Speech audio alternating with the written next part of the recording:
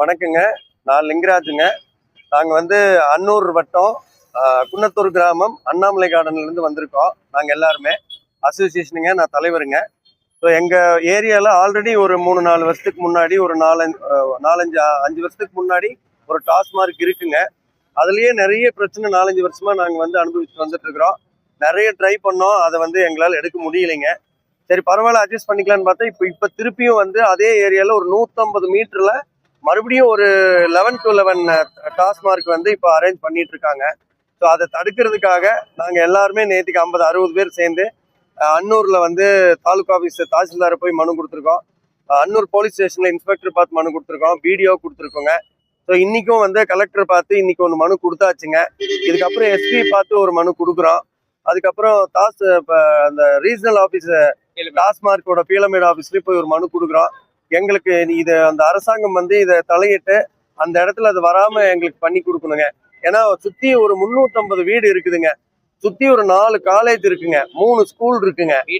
வீட்டை ஒட்டி எங்களோட காம்பவுண்ட் ஒட்டி தான் வருதுங்க. பாரு தள்ளி கூட இல்லைங்க, காம்பவுண்ட ஒட்டியே வருதுங்க. இதை தக்க நடவடிக்கை எடுக்கணும்னு சொல்லி நாங்க எல்லாருமே இன்னைக்கு வந்திருக்கோம், மனு கொடுத்துருக்குறோம். இதை அரசு தலையிட்டு எங்களுக்கு இது நல்ல விதமா அதை தீர்வு பண்ணி கொடுக்கணுங்க. தேங்க்யூ. எல்லாம் சைட் எல்லாம் கிளீன் பண்ணி காம்பவுண்ட் போட்டு பாத்ரூம் மட்டும் கட்டி வச்சிருக்காங்க. இப்ப ஹட் எல்லாம் போடுறதுக்கு இப்ப மெட்டீரியல் எல்லாம் இறக்கி வச்சிருக்காங்க.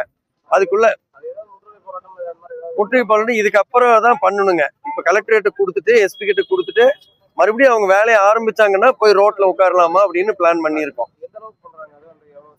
ரோடு அது பெருசுங்க, பெரிய ஒரு 60-80 சென்ட்லயே பண்றாங்க. பெரிய 1 ஏக்கரால பெரிய லெவல்ல பண்றாங்க. எங்களுக்கு தெரிஞ்சு வாடகையே ஒரு 2 லட்சம் ரூபாய்க்கு பேசியிருக்காங்க எங்களுக்கு தகவல்.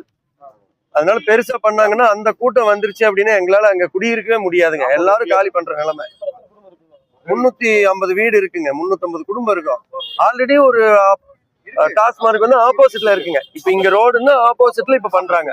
அது எப்படி பக்கத்துல அப்ரூவ் கொடுக்குறாங்கன்னு தெரியலைங்க. பயங்கர இஷ்யூவா இருக்குங்க.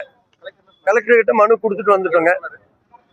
தக்க நடவடிக்கை எடுக்கிறேன்னு அந்த எக்ஸைஸ் அந்த ஆபீசர் கிட்ட எங்ககிட்ட பேச சொன்னாங்க. அவங்ககிட்ட எல்லா எக்ஸ்பிளனேஷன் கொடுத்துட்டோம். இப்போ நார்த்து அந்த ஒரு சார் ஒருத்தர் பார்க்க சொல்லியிருக்காங்க. அவங்களையும் பார்க்குறோம். நடவடிக்கை எடுக்கிறேன்னு சொல்லியிருக்காங்க. ஒரு வாரம் பார்க்கலாங்க. அவங்க மறுபடியும் வேலையை ஆரம்பிச்சாங்கன்னா போய் முற்றுகை போராட்டம் பண்ணலான்னு பண்ணிட்டு இருக்கோம். ரோட்ல தான் எங்களுக்கு ஒரு வீட்டுக்கு முன்னாடி தானுங்க, எங்க காம்பவுண்ட் ஒட்டியே பார் வருதுங்க. அங்கேயே உட்காந்து குழந்தைங்க இப்போ லேடிஸ் எல்லாரும் உட்காந்து கருவலூர் ரோடுங்க, அந்த மெயின் ரோட்லயே உட்காந்து நம்ம முற்றுகை போராட்டம் பண்ணணுங்க.